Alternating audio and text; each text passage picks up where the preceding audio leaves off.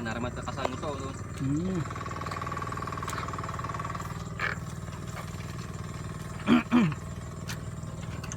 Grabe ya daw na.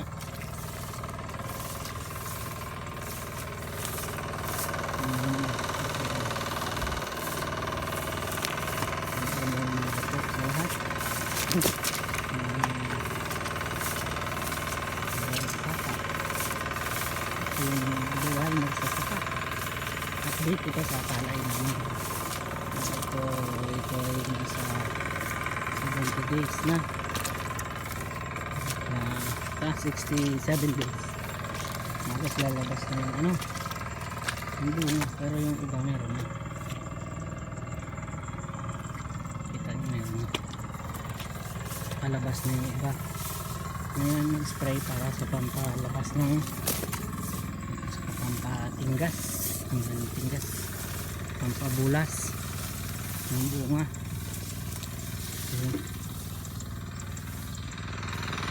Sa kabila harvest na, sa kabila may bunga na.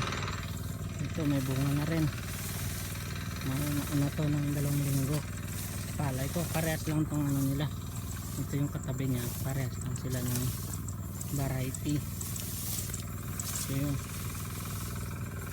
konti lang yun. Yan, halos lalabas na ang bunga, kaya may preparation kami dun sa aking si Christian. Yung height ng palay, yung height niya ano 5'9". Yan, yung taas palay, hanap na yung tita.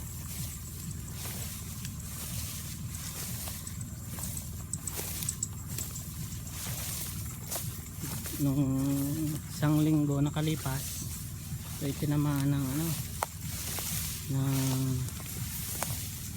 tamasok. Ano ba yung tamasok sa ano? Borer, steam borer na klase sa palay. So yung dahon niya may mga pula-pula sa dulo, napuksa naman, pero ito ano na lang, pahabol na spray para sa mga borer. Ito yung bag, ito yun sila madali, tsaka yung green. Ito naman bag, leaf hoppers ang tawag din, brown leaf hoppers. Yan yung spray niya, para yan sa pampabunga, pampakapit, at saka sa mga bags. Yung mga gagamba na to, malaking tulong yan sila eh. No, konti na yung gagamba dahil sa mga spray. Isa tiyahin ko rin ito. Minsan nang namakot ng palay na to. Baka makalimutan ko, shout out ulit sa aking mga paboritong kaibigan. Malapit, kila si Jeff, si Jade, at si Hazel. Yun yung mga kasama ko sa abroad. Qatar, no? Sa Qatar pa ako. Tapos mag-abroad. Ito, pandemic time. Yung ating source of income.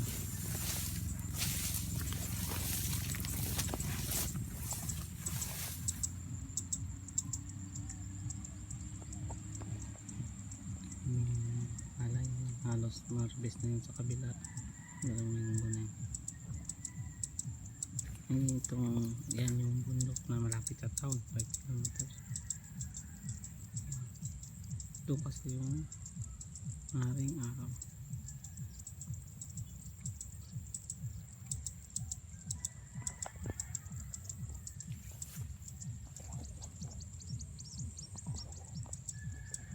Ito tayo ulit after 2 weeks.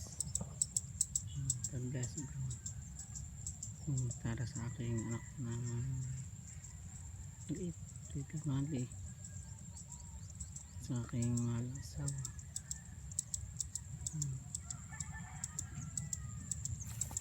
Shout out na lang. Ang trabaho ng mga tao pag gising sa umaga, halos madaling araw. God bless everyone.